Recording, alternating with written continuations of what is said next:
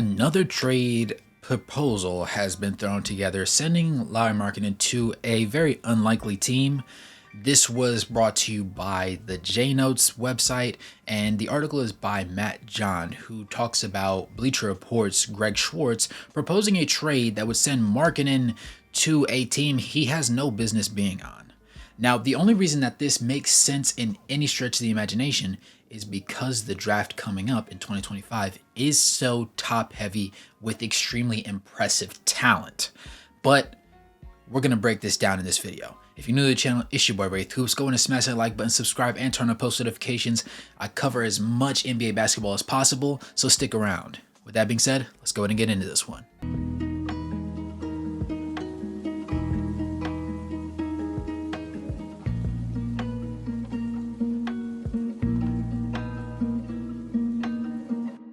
Now, obviously, we know that Lauri Markkanen is a 7-footer that is very fleet of foot. He has some very good defensive upside.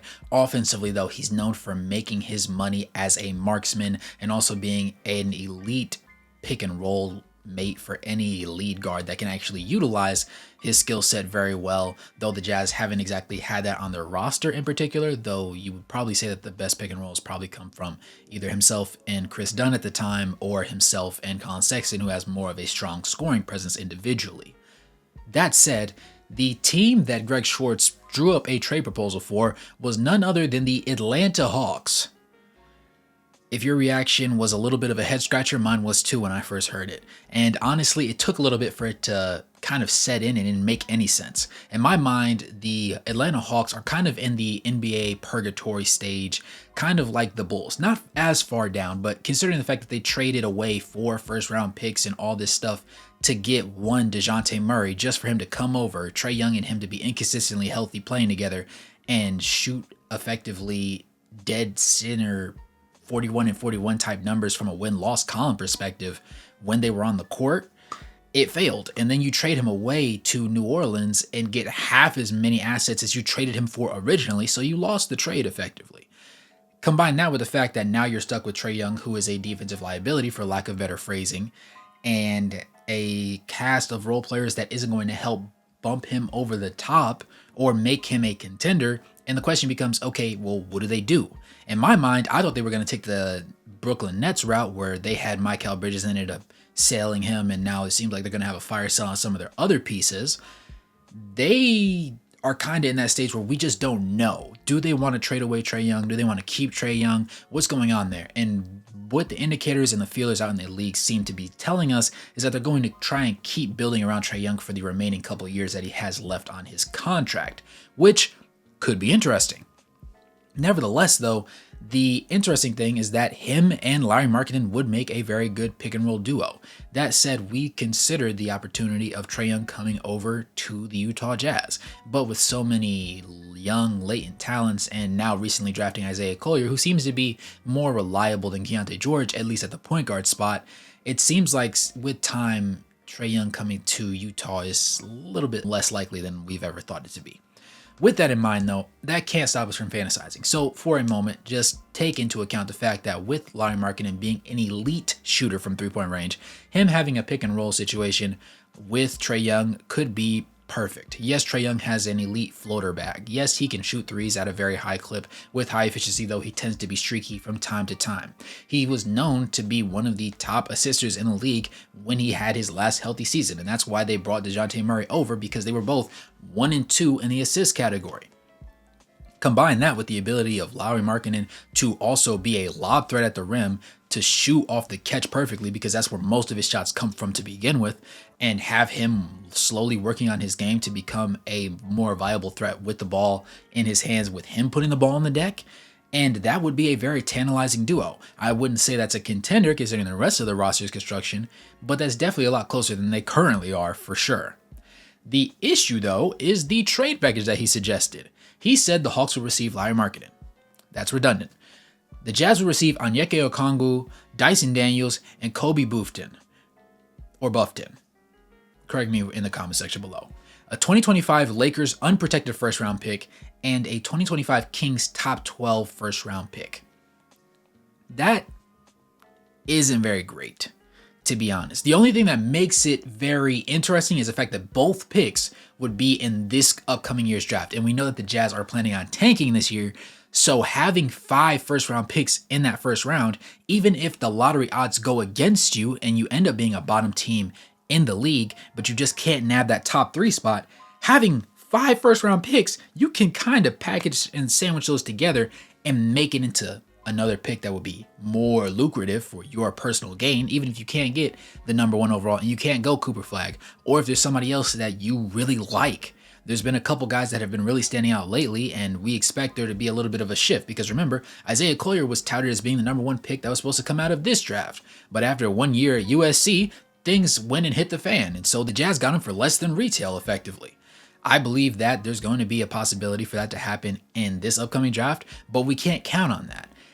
That said, you look at the players. Onyeka Okongwu is going to be a very reliable role player going forward, but he doesn't have Lauri Markkanen type ceiling. Dyson Daniels doesn't have Lauri Markkanen type ceiling. Kobe doesn't have Lauri Markkanen type ceiling. I just don't see it. Not to say that they're bad players, because they're not. Particularly Onyeka Okongwu. I'm very high on him. For those that are real ones, you'll remember back when he played high school ball at Chino Hills alongside the Ball brothers, LaMelo, LiAngelo, and Lonzo.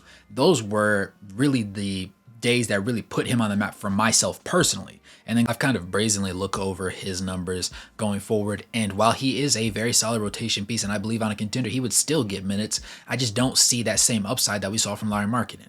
And if you're going to trade Lauri Markkanen for somebody, you want a collective of players or one particular player that has the promise of potentially, even in your wildest nightmares, potentially reaching his level of play. And none of those guys can do that. So the question becomes, okay, do you value those 2 first-round picks that much? Do you value the potential of having all 5 next year and making something shake? Every team in the NBA is going to know that the Jazz want to move up in the draft if they don't get into their proper placement, so they're going to try and upcharge. Understandably so. There's a million draft picks in the fold right now, and adding some more to it would obviously push things even further and further down the line and make people salivate a little bit more when that trade and that phone does start ringing and it says Utah Jazz, Danny Ainge, Justin Zanuck. Yeah, they're going to want to talk. I personally feel like this is an interesting trade. I don't hate it as much as when I first heard it, because when I first heard it, it just made no sense whatsoever. Because in my mind, the Hawks need to blow it up. I don't see a world where they're a contender anytime soon. They didn't make any moves this offseason that were very impressive besides, trading away the player that was supposed to be their elite tandem duo that was going to make up for the lack of defensive upside that Trae Young does not have. And they basically sold him for a bargain to a Pelicans team that is actually retooling and getting better after we thought they were going to have a couple players available. So I just don't really see the likelihood of the Hawks actually even wanting Lauri that bad, because he doesn't push the needle enough for them. Does he push the needle? Absolutely. 7-footer, can shoot, can defend, always will push the needle. Pick and roll nightmare, Hall of Fame. Of course he's going to push the needle, but he's not going to push it enough when you have the Celtics, the playing for your friends Knicks, the retooled 76ers, even though I'm not that high on Joel Embiid and those boys. There's just, in the Cavaliers and the Pacers, there's too many teams with more reliable pieces than just defensive liability, Trae Young, and then Lauri, who's still working on creating his own offense for himself. I just don't really like that fit. On top of that, I just don't really love the assets that would be available. When you think of, okay, if Atlanta was to blow it up, would their picks be worth anything? Of course they would, but guess what? They don't have their picks. You know who does? Sacramento, who's also been in a Lauri Markkanen sweepstakes. So I could see them potentially marketing those 2 picks in particular. I would like to see that. That would be an offer that I would actually have to take serious, because Trae Young and those boys are going to be bad if they keep the roster directly as is going into this next year. I don't see them taking any steps forward. They're only going to take steps backwards. So with the fact that the Spurs have both picks, I really thought that at some point Atlanta was going to trade Trae Young potentially to the Spurs. And then you would see those Atlanta picks going back to Atlanta to allow Atlanta to be in control of their own destiny. So when they tank, they are also in control of their picks from when they tank, so they can, get the best bang for their buck in the process of doing it. But it seems less and less likely the closer we get towards the NBA preseason. So that remains to be seen. But with that being said, you guys let me know what you think in the comment section below. Do you feel like Lauri Markkanen and Trae Young, number 1, would be a decent duo to even see on the court together? Number two, do you think that the Hawks should even continue trying to build a playoff caliber / contending team, or do you think they should blow it up? I'm personally in favor of them blowing it up. And thirdly, do you think that there's another team that we're not really paying attention to, or was there another trade proposal that you guys saw, whether it be from the Warriors, who have been on the hot seat most recently, or any other team, regarding Lauri Markkanen and the possibility of him either signing his new contract and extending it out with the Jazz, or him holding off, getting sent to another team and re-signing with them? Either way, let me know in the comments below. As always, I'm interested to hear you guys' opinions. It's your boy Wraith Hoops. Thanks for tuning in this video. Go and smash that like button, subscribe, turn on post notifications, donate to the channel, become a member. And as always, good morning, good evening, and good night, no matter where you're on the globe watching. Thanks for tuning in. I'll catch you guys in the next one. Peace.